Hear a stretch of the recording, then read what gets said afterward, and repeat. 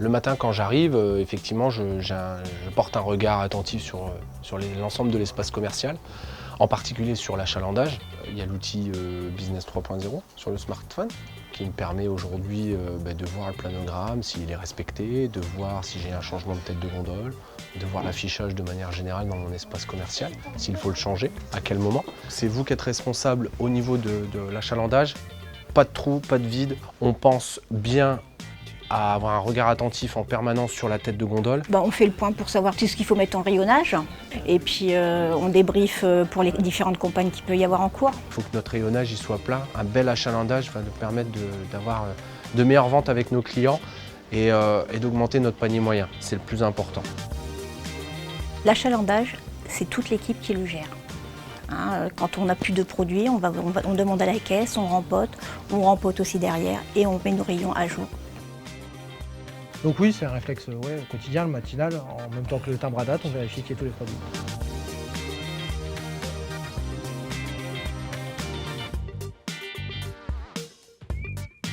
C'est un vrai sujet aujourd'hui pour la Poste, l'achalandage. D'ailleurs, on a aujourd'hui une fois par quadrimestre les visites checks justement pour voir si notre achalandage est bon, est beau et surtout bien mis en place. J'aime pas ça moi en tant que client, j'ai horreur de ça d'arriver dans un rayon où ce produit n'est plus disponible. Ça a le don de m'agacer.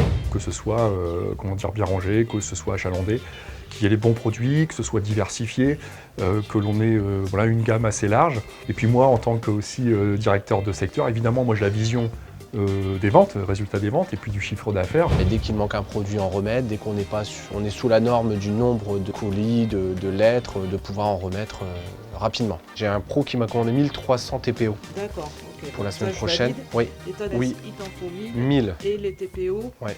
Si Pour toi, jeudi, hein. Oui, c'est bon. Ok. Moi, je vais valider, Jeudi. tu auras ça pour mardi. Parfait, On est ok. impeccable. Tous les produits doivent être en évidence. Le client, il arrive, il se sert et il repart. C'est un gain de temps pour nous et un gain de temps pour le client. Que ça soit accessible et plus facile à regarder et à toucher, à prendre. Tout est bien disposé. Je ne suis pas obligé d'attendre forcément une conseillère pour qu'elle m'oriente. Je prends tout de suite ce que j'ai besoin et hop, je file à la caisse et hop, je repars. Non, j'apprécie vraiment, vraiment, vraiment.